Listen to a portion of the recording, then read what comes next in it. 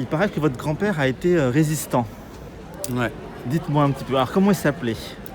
Mon grand-père s'appelait, enfin je m'appelle comme il s'appelait lui, il s'appelait Marc Rousseau. C'était un Meldois, fils de Meldois. Il était le fils d'un imprimeur qui travaillait dans son atelier rue de l'Arbalète. Il a failli être instituteur, il avait fait l'école normale et puis après il a décidé d'être imprimeur. Il a fait la guerre, comme tout le monde, rapidement. Il était démobilisé, il est retourné chez lui.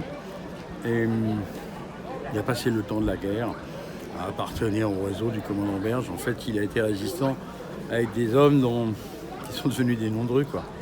Le commandant Berge qui fondait le réseau, Paul Barenne qui était le premier maire de la Libération, et puis le député François Tessan qui était déporté et qui est mort de faim dans son camp parce qu'il fumait et qu'il échangeait son bout de pain contre des cigarettes. Voilà. Mon grand-père était résistant dans ce...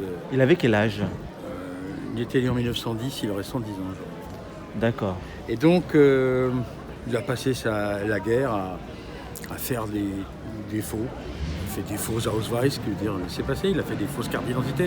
Il a fait des faux tickets de pain pour donner aux gens qui n'en avaient pas. Il a fait des faux. Il a risqué sa vie. En une seconde, s'il a été dénoncé, ça aurait basculé très très vite et très très mal.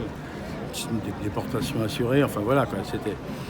Et puis, on parlait très peu de la guerre, il aimait pas ça. Il aimait pas l'injustice, il aimait pas la violence.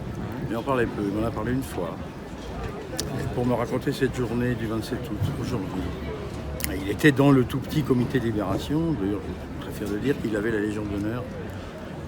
La République lui a reconnu ses mérites. Il avait la Légion d'honneur et l'Ordre national du mérite. Et il avait pas fait de résistance. Et le jour de la libération de Meaux, comme le disait Jean-François Copé tout à l'heure, la commandante de Tours était à l'hôtel de la Sirène. D'accord. Dans ce qui deviendra après l'avenue du Général Leclerc, puisqu'il n'avait pas encore remonté à ce moment-là. Et le comité est allé exécuter l'officier allemand, comme une balle dans la tête. Et mon grand-père a refusé d'y aller, pas par manque de courage, c'est un homme extrêmement courageux, simplement parce qu'on ne pouvait pas suivre. La barbarie ne pouvait pas être vaincue par un acte barbare. Voilà. Le sang coulé n'aurait rien donné pour lui, ne donnait rien de plus à la liberté reconquise ce jour-là. Et quelques jours Il entendait après, déjà à Paris que Paris commençait à... il attendait les Américains. Et puis, quelques jours après, il a fabriqué de ses propres mains, en y travaillant jour et nuit, le premier exemplaire d'un hebdomadaire qui s'est appelé La Marne. D'accord, très bien.